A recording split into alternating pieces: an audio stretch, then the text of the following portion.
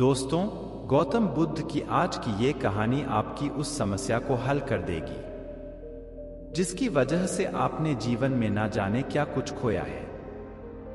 यह वह समस्या है जिसकी जड़ें इतनी ज्यादा मजबूत हो चुकी हैं कि व्यक्ति को खुद ही पता नहीं चलता कि उसे यह समस्या है। और इस समस्या का नाम है आलस, यानी लेज़ीनेस। इसी लेज़ीनेस की वजह से आप अपना कीमती जीवन यूं ही बर्बाद किए जा रहे हैं। आपको आज जिस शिखर पर होना चाहिए था, आप वहां नहीं हैं। अब सवाल यह है कि इस समस्या को यानी लेज़ीनेस को खत्म कैसे किया जाए। इस लेज़ीनेस को खत्म करके अपने जीवन को बुलंदियों तक कैसे पहुंचाया जाए। तो चलिए गौतम बुद्ध से जानते हैं इस आलस को जड़ से खत्म करने के ऐसे उपाय जो शायद ही आपने कभी जाने होंगे।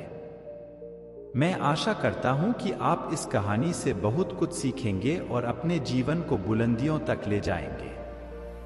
चलिए शुरू करते हैं आज की कहानी। आज की यह कहानी है एक ऐसे व्यक्ति की जो अपने आलसी होने की आदत से छुटकारा पाना चाहता था। वह अपनी इस आदत से इतना ज्यादा दुखी हो चुका था कि वह अपना कोई भी काम समय पर नहीं कर पाता था। वह जानता था कि आलस करने की वजह से उसका जीवन खराब हो रहा है और उसने अपने आलसी पल से छुटकारा पाने की बहुत कोशिशें की, लेकिन वह कभी इसमें सफल नहीं हो सका। और दिन गुजरने के साथ साथ वह और ज्यादा आलसी होता गया। जब उसे इस समस्या से बाहर आने का कोई उपाय समझ नहीं आया, तो एक दिन वह गौतम बुद्ध के पास आया और दुखी मन से बोला, हे बुद्ध, मैं एक समस्या से ग्रसित हूं। कृपया आप मुझे इस समस्या से बाहर निकालें। मैं जो कर सकता था सब करके देख लिया, अब तो मुझे बस आप ही का सहारा है। बुद्ध बोले, क्या समस्या है तुम्हें? वह व्यक्ति बुद्ध से कहता है, मैं बहुत आलसी हूं और अपने आलस्यपन के कारण मैं कोई भी काम समय पर नहीं कर पाता हूं। मेरे घर और परिवार में सभी मुझसे बहुत ज्यादा परेशान हैं। बल्कि घर वाले ही नहीं, मैं खुद भी अपने आप से बहुत परेशान हूं। हे बुद्ध, कृपया करके आप मुझे इस समस्या से बाहर निकालें और मुझे बताएं कि मैं क्या करूं। व्यक्ति की बात सुनकर बुद्ध मुस्कुराए और बोले, तुम्हें कैसे पता कि तुम आलसी हो और किस प्रकार का आलस्य है तुम्हें? व्यक्ति बोला, यह तो मुझे नहीं पता कि आलस्य क्या होता है और मैं आलस से ग्रसित हूं या नहीं, लेकिन यह जो भी है बहुत बुरा है। इसने मेरा पूरा जीवन खराब कर दिया है। बुद्ध बोले, आलस्य एक मानसिक अवस्था होती है जो तुम्हारे मन में उत्पन्न होती है, जो एक विचार है, भाव है, जिसे इंसान अपने अंदर लाता है। बुद्ध आगे कहते हैं, मनुष्य को दो प्रकार से आलस्य आता है, शारीरिक और मानसिक। शारीरिक आलस्य का पहला कारण भोजन है। जब हम ऐसा भोजन करते हैं जिसमें खुद कोई जीवन नहीं है, तो वह भोजन शरीर के लिए बोझ बन जाता है और फिर यह तुम्हारे शरीर में आलस्य पैदा करता है, क्योंकि हमारा शरीर भोजन से मिलने वाली ऊर्जा पर चलता है। जैसा भोजन हम इसे देते हैं, वैसी ऊर्जा यह हमें देता है। इसलिए अगर तुम आलस्य से बचना चाहते हो तो आराम और आसानी से पचने वाला भोजन करो जो प्राकृतिक रूप से हमें मिलता है। शारीरिक स्तर पर ही दूसरा कारण है सही से ना बैठना, सही से ना सोना और सही से ना चलना। बुद्ध ने आश्रम के भिक्षुओं की तरफ इशारा करते हुए उस व्यक्ति से कहा, जरा इन भिक्षुओं को ध्यान से देखो, इनके चलने, बैठने और लेटने में संतुलन है। जब ये चलते हैं तो इनके पैरों के बीच तालमेल होता है, बैठते हैं तो गर्दन ऊपर और रीढ़ की हड्डी बिल्कुल सीधी होती है। जब लेटते हैं तो शरीर बिल्कुल स्थिर और तनाव रहित होता है, जिससे वे आरामदायक और गहरी नींद लेते हैं। वह व्यक्ति बोला, क्या पर्याप्त नींद आवश्यक है? बुद्ध बोले, हाँ, पर्याप्त नींद बहुत आवश्यक है। किसी भी व्यक्ति को ना तो बहुत ज्यादा सोना चाहिए और ना ही बहुत कम। यदि तुम रात को पर्याप्त नींद नहीं लेते हो तो कल का पूरा दिन आलस्य और थकान से भरा होगा। इसी तरह यदि किसी रात तुम पर्याप्त से ज्यादा नींद ले लेते हो तब भी अगला दिन आलस्य से भरा हुआ होता है। अर्थात तुम्हें अपनी नींद में भी संतुलन लाना होगा। सही समय पर सोने का अभ्यास करना होगा और सही समय पर जागने का भी। बुद्ध की बातें सुनकर व्यक्ति ने कहा, आप बिल्कुल सच कह रहे हैं। मैंने भी यह कई बार महसूस किया है कि जब कभी भी मैं रात में अच्छी नींद नहीं लेता तब अगला पूरा दिन मुझे पहले से भी अधिक आलस्य आता है। ऐसा लगता है जैसे मेरे शरीर में कोई ऊर्जा ही नहीं बची हो। इतना कहकर व्यक्ति चुप हो जाता है। बुद्ध बोले कि शारीरिक स्तर पर तीसरा कारण है सुबह जल्दी ना उठना। व्यक्ति बोला, हे भगवान बुद्ध, मैं सुबह जल्दी उठना तो चाहता हूं पर उठ नहीं पाता। मैं रोज यह संकल्प करके सोता हूं कि कल सुबह जल्दी उठूंगा, लेकिन मैं कभी जल्दी नहीं उठ पाता और जल्दी ना उठ पाने के कारण मुझे पता ही नहीं चलता कि मेरा पूरा दिन कब और कैसे गुजर गया। गौतम बुद्ध बोले, तुम जल्दी तभी उठ पाओगे जब रात को सही समय पर सोओगे। बुद्ध ने फिर आश्रम के भिक्षुओं की तरफ इशारा करते हुए कहा कि देखो इन आश्रम के भिक्षुओं को, इनके रात का सोने का समय निश्चित होता है, तभी यह सब सुबह जल्दी उठते हैं। हर एक भिक्षु का अनुशासन होता है कि वह हर सुबह सूर्य उदय से पहले ही जाग जाते हैं और वही इनके जीवन में संतुलन लाता है। बुद्ध आगे कहते हैं, इंसान अनुशासन को एक बंधन समझता है, लेकिन यह सच नहीं है। अनुशासन हमें बांधता नहीं बल्कि आजाद करता है।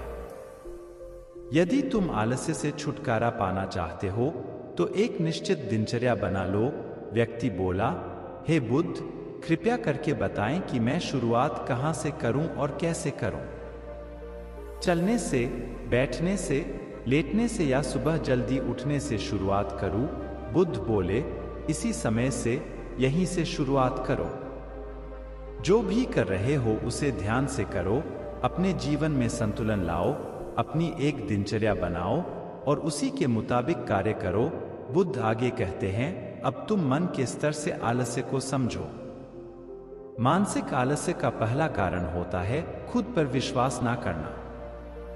जब हम किसी कार्य को करने की कोशिश कई बार कर चुके होते हैं, लेकिन फिर भी वह कार्य हमसे नहीं हो पाता, तो ऐसी परिस्थितियों में हम सोचते हैं कि हम इस कार्य को करने के काबिल नहीं हैं, यह कार्य हमारे बस का नहीं है या यह कार्य हम नहीं कर सकते। तो ऐसी परिस्थितियों में हमें आलस्य आता है, क्योंकि हम वह कार्य पहले भी नहीं कर पाए थे। हम मन को यह नहीं समझाते कि पहले और अब के कार्य में बहुत फर्क है। साथ ही मानसिक तौर पर हम वह नहीं हैं जो पहले थे। तब से लेकर अब तक हमने बहुत कुछ सीखा है। मानसिक आलस्य से बचना है तो खुद पर विश्वास करना सीखो। खुद को इस बात का विश्वास दिलाओ कि भले ही तुम कोई कार्य पहले ना कर पाए हो, पर अपनी मेहनत और लगन से इस बार तुम वह कार्य अवश्य ही कर लोगे। मानसिक स्तर पर दूसरा कारण है आलसी और छोटी सोच वाले व्यक्तियों के साथ रहना। कई बार ऐसा होता है कि तुम आलसी नहीं होते, लेकिन आलस्य से भरे लोगों के साथ रहने से तुम भी वैसे ही हो जाते हो।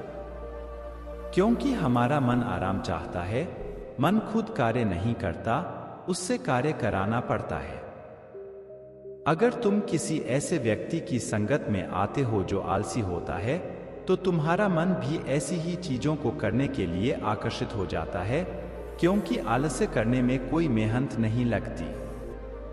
धीरे धीरे तुम भी आलस्य के कारण अपने कार्यों को कल पर टालने लगते हो और तुम्हारा मन इस आदत को गहराई तक अपना लेता है, जिससे बाहर आना तुम्हें मुश्किल प्रतीत होता है।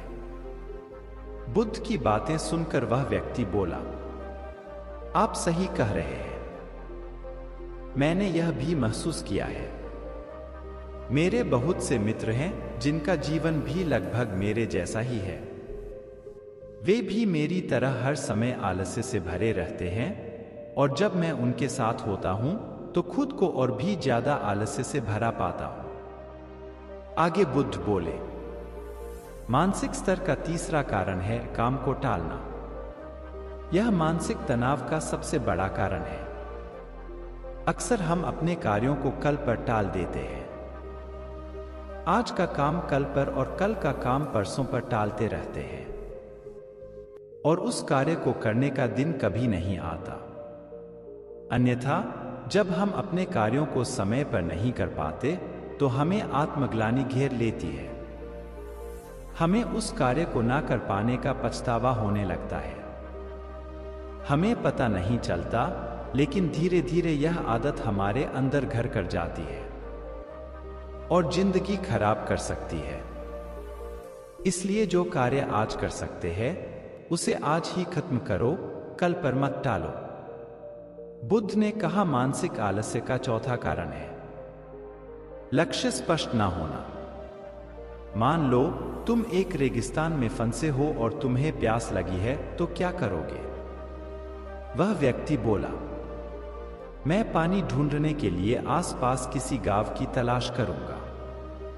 बुद्ध बोले, यदि गांव नहीं मिला तो क्या करोगे? वह व्यक्ति बोला, तो भी मैं पानी ढूंढने का प्रयास करूंगा, क्योंकि मेरे पास और कोई विकल्प ही नहीं है। बुद्ध बोले, इसी तरह यदि तुम सुबह उठकर व्यायाम करना चाहते हो लेकिन नहीं कर पा रहे हो, तो तुम्हारी नजर स्पष्ट नहीं है कि तुम्हें व्यायाम क्यों करना है। या फिर अगर तुम किसी भी कार्य को करना चाहते हो लेकिन कर नहीं पा रहे हो, तो इसका कारण भी तुम्हारे लक्ष्य का स्पष्ट नहीं होना हो सकता है। सबसे पहले ये जानने की कोशिश करो कि तुम्हें कोई भी कार्य क्यों करना है, और जैसे ही तुम्हें क्यों का जवाब मिल जाता है, उस कार्य को करने के लिए तुम्हारा नजरिया स्पष्ट हो जाता है और तुम उस कार्य को कर लेते हो। मानसिक आलस्य का पांचवा कारण है किसी कार्य को करने की बड़ी वजह का ना होना। मान लो तुम किसी सुनसान जगह से कीमती गहने लेकर जा रहे हो। रास्ता बहुत लंबा होने के कारण तुम थक जाते हो और कहीं बैठकर आराम करना चाहते हो।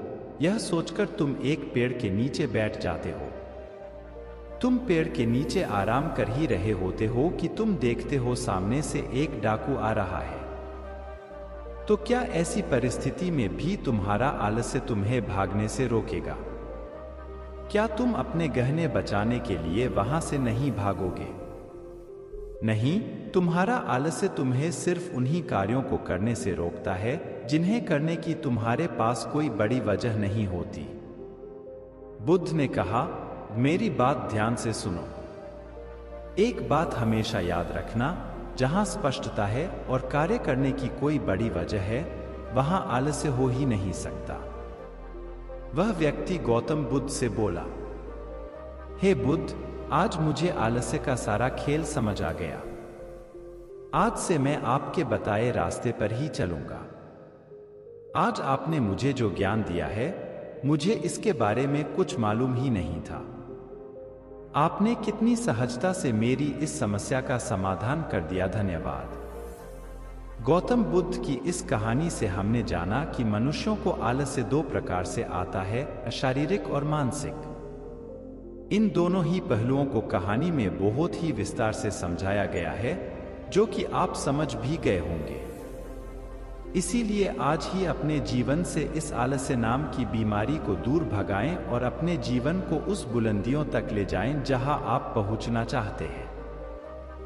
आशा करता हूं आज की यह कहानी आपको पसंद आई होगी और आपने इससे बहुत कुछ सीख भी लिया होगा।